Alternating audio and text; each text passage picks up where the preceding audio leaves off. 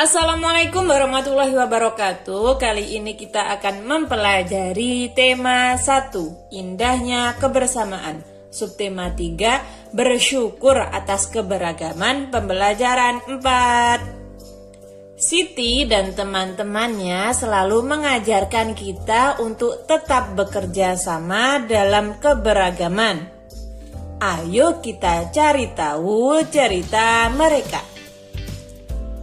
Meskipun Siti dan teman-temannya berasal dari daerah yang berbeda, mereka tetap bekerja sama membantu sesama. Akhir-akhir ini, Bu Mimin, penjual makanan di kantin SDN 1 Nusantara, seringkali tampak sedih. Siti memberanikan diri bertanya kepada Bu Mimin tentang apa yang sedang terjadi padanya. Bu Mimin bercerita bahwa anaknya sedang sakit di rumah. Permasalahannya, Bu Mimin tidak dapat meninggalkan kantin sekolah. Ia membutuhkan biaya untuk membayar pengobatan anaknya dengan berjualan makanan. Siti pun menemui teman-temannya dan mengajak mereka berdiskusi untuk membantu memecahkan masalah Bu Mimin.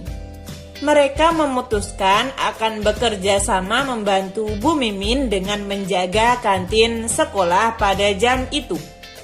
Dari cerita tersebut dapat kita ambil pelajaran bahwa kita harus saling bekerja sama dan membantu sesama. Di sini ada segitiga. Segitiga tersebut ketika kita potong hasilnya tidak sama. Kok bisa seperti itu ya? Padahal kan sama-sama segitiga. Mari kita bahas. Sebelum membahasnya, kalian perlu mengetahui bahwa semua segitiga mempunyai sudut 180 derajat. Di sini ada segitiga, sudut pertama 40 derajat, sudut kedua 45 derajat. Saya dapat pastikan bahwa sudut satunya adalah 95 derajat. Kok bisa seperti itu ya? Mari kita bahas. Nah, begini. Ketika sudut 1 menunjukkan angka 60 derajat, sudut 2 menunjukkan angka 75 derajat, berapa sudut satunya? Mari kita hitung. Yang pertama, rumusnya adalah, ingat, ini menjadi patokan. Yang pertama adalah 180 diambil 60, lalu diambil 75. Jawabannya adalah 45. Jadi, sudut yang ketiga adalah 45 derajat. Di sini ada segitiga. Sudut 1 menunjukkan angka 60 derajat. Sudut 2 menunjukkan angka 80 derajat. Berapakah sudut satunya lagi? Mari kita hitung. 180 diambil 60 derajat diambil 80 derajat.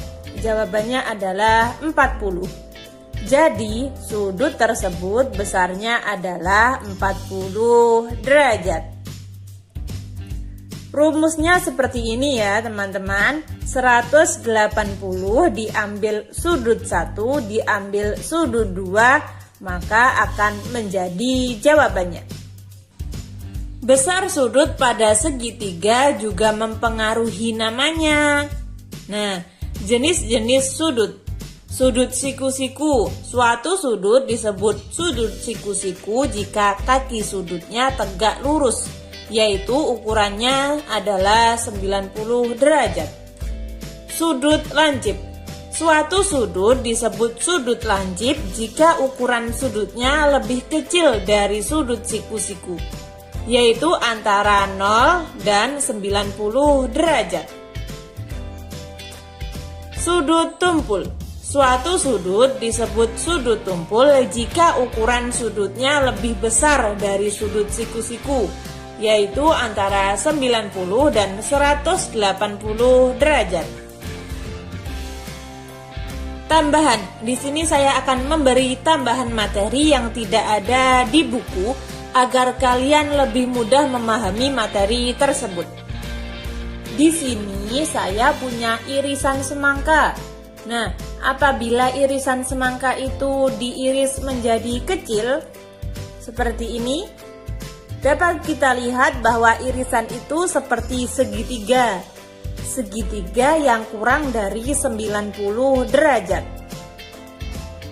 Maka dinamai sudut lancip atau segitiga lancip.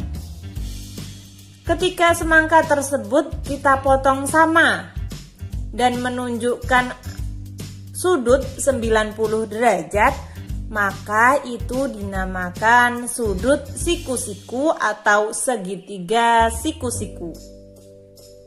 Ketika semangka tersebut kita potong besar, semangka tersebut memiliki sudut lebih dari 90 derajat. Maka segitiga itu dinamai dengan sudut tumpul atau segitiga tumpul. Berilah nama segitiga tersebut dengan melihat besar sudutnya. Pada segitiga pertama dapat kita lihat sudutnya kurang dari 90 derajat. Maka namanya adalah segitiga lancip. Kalian bisa menggunakan kata-kata segitiga lancip atau sudut lancip. Alasannya adalah karena sudutnya kurang dari 90 derajat. Tugas 1. Silahkan kalian isi pada kolom-kolom di bawahnya. Ada bacaan sigap membantu sesama. Silahkan kalian baca.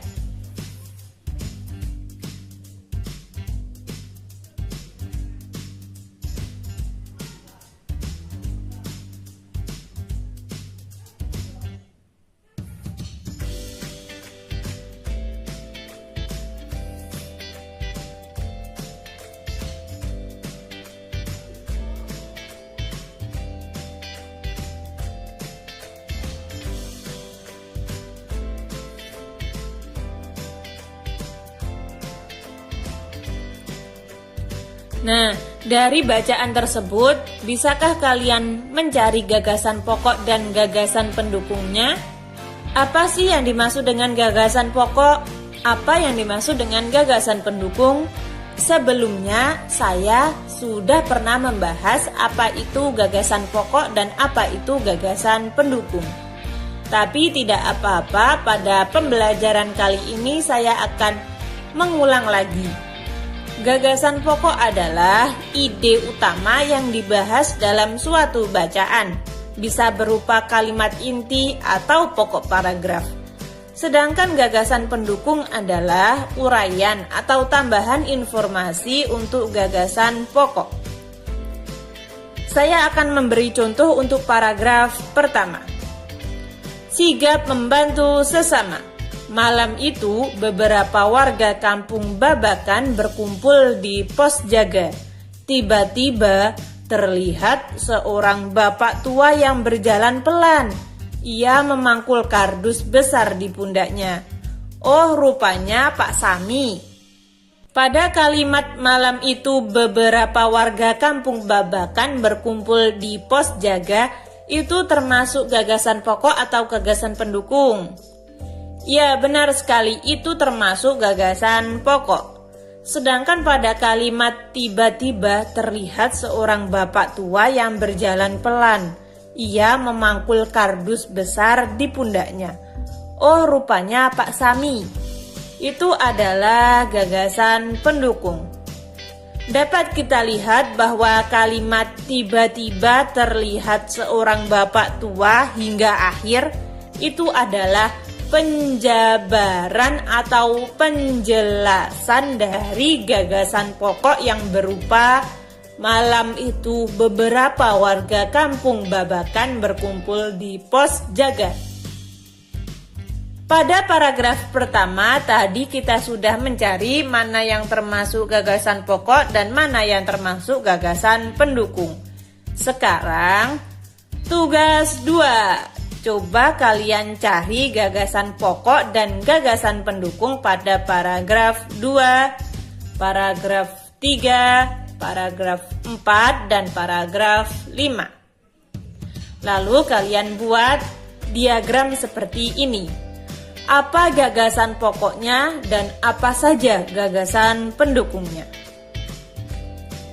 Kesimpulan, tadi kita sudah belajar apa saja. Yang pertama, mengidentifikasi berbagai bentuk keberagaman suku bangsa, sosial, dan budaya di Indonesia yang terikat persatuan dan kesatuan. Nomor 2, mencermati keterhubungan antar gagasan yang didapat dari teks lisan, tulisan, dan visual. Yang terakhir, menjelaskan dan menentukan ukuran sudut pada bangun datar dalam satuan baku dengan menggunakan busur derajat.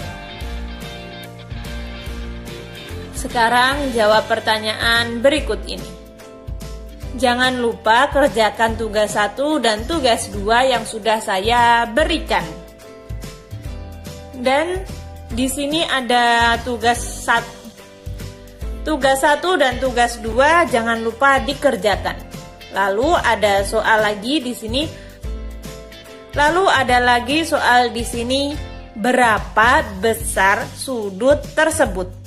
Di sini dapat kita lihat ada segitiga. Sudut pertama menunjukkan 30 derajat. Sudut kedua menunjukkan 90 derajat. Lalu berapakah sudut yang satunya? Silakan dikerjakan. Sekian, terima kasih. Wassalamualaikum warahmatullahi wabarakatuh.